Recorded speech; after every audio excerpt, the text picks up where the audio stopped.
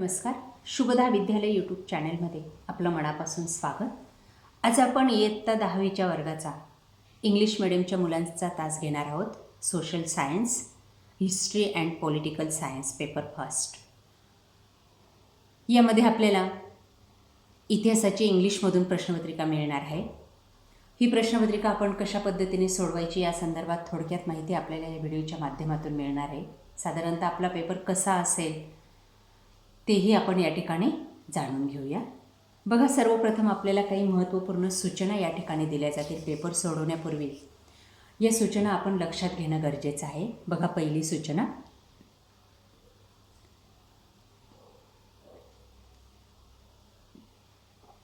प्रश्नपत्रिकेतले सर्व कृती सोडवणं गरजेचं आहे. दुसरे सूचना, उजवीकडे अंक दिलेले आहेत त्या प्रश्नाचे. तिसरी सूचना आहे 1 ते 5 प्रश्न हे आपले इतिहासाचे आहेत आणि 6 ते 9 प्रश्न हे राज्यशास्त्राचे आहेत. चौथी सूचना आहे प्रश्न क्रमांक 1 आणि 6वा प्रश्न, म्हणजे ज्या काही गाळलेल्या जागा आहेत इतिहास आणि राज्यशास्त्राच्या, त्या गाळलेल्या जागा आपण पूर्ण वाक्यात लिहिणं गरजेचं आहे उत्तरासहित. फक्त पर्याय कुठल्याही परिस्थितीत लिहू नका. त्यानंतर 5वा प्रश्न आपला असेल संकल्पना चित्रसाठी, कृतीपूर्ण डायग्रामसाठी. त्यावेळेस आपल्याला प्रश्नपत्रिकेत जसा डायग्राम दिला आहे तसाच काढणं अपेक्षित आहे, पेनाने किंवा पेन्सिलीने. आणि त्या ठिकाणी अचूक उत्तर लिहिलं तर आपल्याला त्या प्रश्नाचे पूर्ण गुण मिळणार आहेत. प्रश्न 6वामध्ये पहिला आणि 6वा प्रश्न किंवा काही प्रश्न विद्यार्थी रिपीट लिहून ठेवतात. सुरुवातीला अर्धवट लिहितात, नंतर पूर्ण लिहितात. तर मित्रांनो, तसं करू नका. ह्यावेळेस बोर्डाने स्पष्ट सूचना तुम्हाला दिलेली, जे उत्तर तुम्ही पहिले लिहिलेलं असेल तेच ग्राह्य धरलं जाईल. म्हणजे गाळलेल्या जागा लिहिताना पहिल्या पेजवर तुम्ही मनाने लिहितात आणि तिथं जर तुमची गाळलेली जागा चुकली असेल आणि नंतर शेवटी तुम्हाला मित्राकडनं मिळाली गाळलेली जागा, तर पुन्हा तुम्ही ते गाळलेली जागा लिहून ठेवतात पहिला प्रश्न. तर मग अशा वेळेस तुमचा पुढचा प्रश्न तपासला जाणार नाही. तिथं डायरेक्ट रिपीट लिहिलं जाईल आणि तुम्हाला 0 गुण दिले जातील. आणि पहिल्या सुरुवातीला जे लिहिलेले आहे तिथलेच गुण धरले जातील. म्हणून तुम्हाला जर करेक्ट उत्तर मिळालं तर पहिल्या पेजवरच्या उत्तरातच तुम्ही ते जो काही पहिलंच लिहिलेली गाळलेल्या जागेचं उत्तर असेल ते खोडून घ्या, काट मारा त्याला आणि तिथं बरोबर उत्तर लिहा. ही महत्त्वपूर्ण सूचना या ठिकाणी दिलेली. बघा, आता आपण आपला हा पेपर पाहू. अशा पद्धतीची प्रश्नपत्रिका आपली असणार आहे. प्रश्न पहिला हा, चूज द करेक्ट ऑप्शन आणि कंप्लीट द सेंटेन्स. पूर्ण गाळलेली जागा लिहा. बघा, सूचनाच तशी दिली आहे तुम्हाला. योग्य पर्याय निवडायचा आहे आणि विधान पुन्हा लिहायचं आहे. बघा, पहिल्याचं ए हा पर्याय बरोबर आहे, जेम्स ऑगस्ट हिकी. दुसरी गाळलेली जागा, त्याचं उत्तर आहे ए. दिसतंय आपल्याला बारीक खूण ती, अलेक्झांडर कनिंघहॅम. तिसरं आहे इंडियन म्युझियम.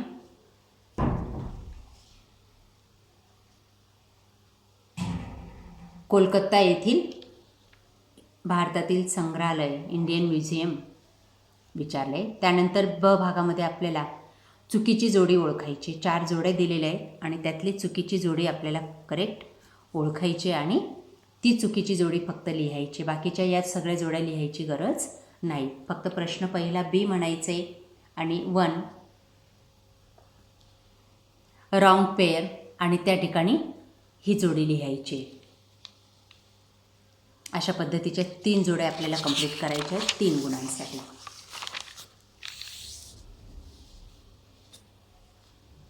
तिसरे भाऊ महाजन. त्यानंतर प्रश्न दुसरा बघा, कृती पूर्ण करायची. चार्ट जो काही दिलेला आहे कन्सेप्ट ती पूर्ण लिहायची. 3 दिल्या जातील, कोणत्याही 2 लिहायचे आहेत तुम्हाला. अशाच पद्धतीची कृती तुम्हाला या ठिकाणी आखायची आणि अचूक उत्तर त्या ठिकाणी टाकायचं आहे. बघा, त्याची उत्तरं पाहू आपण या ठिकाणी. या क्वेश्चन पेपरमध्ये ही उत्तरं दिलेली आहेत. ही उत्तरं त्या ठिकाणी लिहायची आहेत. इंग्लिशमध्ये लिहा तुम्ही फक्त, ही मराठीतली क्वेश्चन पेपर आहे. त्यानंतर दुसरं बघा, कंप्लीट द फॉलोइंग सेंटेन्स. विदेशी मैदानी खेळ लिहायचे आहेत आपल्याला. बघा ते 4 खेळ: football, cricket, table tennis, hockey. इंग्लिशमध्ये लिहा फक्त. पुढची कृती आहे मूर्त सांस्कृतिक वारसा. बघा, प्राचीन स्थळे, वास्तू, शिल्पे आणि वस्तू. या पद्धतीने हा प्रश्न आपण पूर्ण करायचा आहे. त्यानंतर शॉर्ट नोट्स लिहायचे आहेत कोणत्याही 2 4 गुणांसाठी.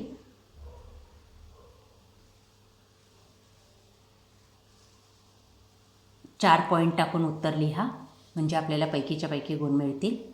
त्यानंतर प्रश्न 3रा आहे आपला, सहकारण स्पष्ट करा. कारणे द्यासारखा 4 कारणे द्या आपल्याला सांगितले जातील, त्यापैकी कोणतेही 2 आपल्याला व्यवस्थितरित्या लिहायचे आहेत. 4 पॉईंट टाकून उत्तरं लिहा म्हणजे आपल्याला पैकीच्या पैकी गुण मिळतील. मुद्दे घ्या 1 2 3 4. पहिल्या मुद्द्यात व्याख्या लिहायची त्याची आणि नंतर पॉईंट लिहायचे. बघा पुढं 4थ्या प्रश्नामध्ये तुम्हाला असा एक उतारा दिला जाईल, पॅसेज दिला जाईल आणि या पॅसेजवर आधारित, हा पॅसेज आपल्या पाठ्यपुस्तकातलाच असणार आहे, वेगळा राहणार नाही. आणि यावर आधारित आपल्याला या 3 प्रश्नांची उत्तरं लिहायची आहेत. बघा हे 3ही प्रश्न. बघा त्यातलं पहिल्याचं उत्तर याच ठिकाणी दिलेलं आहे, पहिल्या ओळीत हे उत्तर आहे त्याचं. दुसऱ्याचं उत्तर हे आणि तिसऱ्याचं उत्तर हा पॅरेग्राफ लिहून टाकायचा शेवटच्या 3-4 ओळी आणि थोडं मानाने टाकायचे, कारण की हा 3रा प्रश्न 2 गुणांसाठी आहे. अतिशय सोपा प्रश्न आहे. यासाठी आपल्याला कुठलाही अभ्यास करायची गरज नाही, फक्त उतारा वाचायचा आहे, प्रश्न वाचायचे आणि एक प्रश्नाचं उत्तर शोधायचे. पहिल्या प्रश्नाचं उत्तर साधारणतः पहिल्या 2 ओळींमध्ये मिळतं. त्यानंतर पुढच्या 4 ओळींमध्ये तुम्हाला दुसऱ्या प्रश्नाचं उत्तर मिळेल आणि तिसऱ्या प्रश्नाचं उत्तर शेवटच्या पॅरेग्राफमध्ये. आपण अशा पद्धतीने लिहिलं तरीसुद्धा या प्रश्नाचे 4 पैकी 4 गुण आपल्याला नक्की मिळतील. त्यानंतर प्रश्न 5वा बघा, सविस्तर उत्तर लिहायचं आहे, डिटेल लिहायचे. बघा या ठिकाणी A-2 6 मार्काचा हा प्रश्न आहे. 2 प्रश्न आपल्याला सोडवायची आहेत सविस्तररित्या. कमीत कमी 3-3 पॉईंट त्यांचे लिहिणं गरजेचं आहे. 3 मार्काचा एक प्रश्न असल्यामुळे तेव्हा आपल्याला पूर्ण मार्क्स मिळतील. आपल्याला ज्या प्रश्नाचं उत्तर मोठं येत असेल तेच निवडा. आता आपला राज्यशास्त्राचा आला 2 गुणांसाठी. पहिली गाळलेली जागा, त्याचं उत्तर आहे B. ही गाळलेली जागासुद्धा आपल्याला पूर्ण लिहायची, पूर्ण विधान लिहायचे. 1 आकडा टाकायचं, हे विधान लिहायचं, हे उत्तर इथं टाकायचं आहे आणि त्याला अंडरलाईन करायची, तेव्हा आपल्याला 1 गुण हा मिळणार आहे. आपलं सायन्स आणि मॅथमध्ये आपण फक्त हा पर्याय लिहितो, तर तसं आपण आपल्या इतिहास भूगोलसाठी करायचं नाही. आपल्याला पूर्ण गाळलेली जागा लिहावी लागते. बोर्डाची स्पष्ट अशी सूचना आहे त्यासाठी. बघा आता दुसऱ्या गाळलेल्या जागेचं उत्तर आहे गौंड. ते या ठिकाणी टाकायचं, अंडरलाईन करायचं आणि ही पूर्ण 2 ओळी लिहायची आहेत. त्यानंतर 7वा प्रश्न बघा, चुकीबरोबर ते ओळखायचं आहे, त्याला 1 गुण आहे आणि त्यानंतर त्याचं रिझन दिलं तर पुढचा 1 गुण तुम्हाला मिळणार आहे. 2 रिझन द्यायचे आहेत कोणतेही. 2 विधानं आपण यापैकी निवडायची आहेत कोणतेही.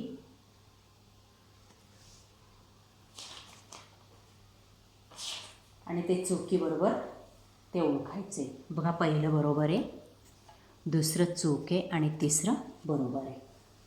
मग आपण या ठिकाणी ट्रू ऑर फॉल्स ते लिहायचं आहे आणि त्यानंतर त्याचं सायंटिफिक रिझन द्यायचं आहे.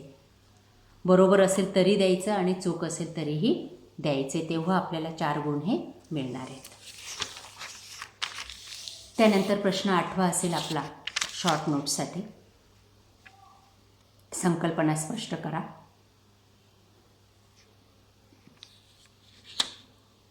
हे दोन्ही संकल्पना आपल्याला, दोघांपैकी एक संकल्पना आपल्याला स्पष्ट करायची 4-5 ओळींमध्ये किंवा 2-4 मुद्दे टाका म्हणजे आपल्याला 2 पैकी 2 गुण हे मिळतील.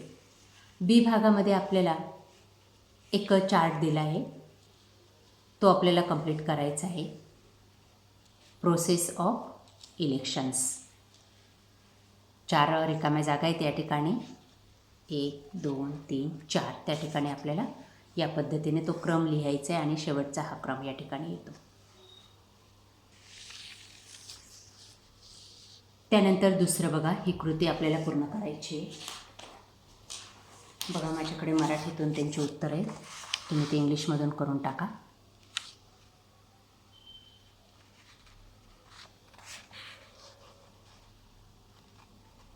शेतकरी कामगार पक्ष, शिवसेना, समाजवादी पक्ष आणि महाराष्ट्र नवनिर्माण सेना. महाराष्ट्रातील प्रादेशिक पक्ष या ठिकाणी विचारलेले, ते या पद्धतीने आपण लिहायचे. शेवटचा लास्ट क्वेश्चन 2 गुणांसाठी. दोघांपैकी एका प्रश्नाचं उत्तर आपल्याला लिहायचं आहे. कमीत कमी त्याचे 4 पॉईंट लिहा.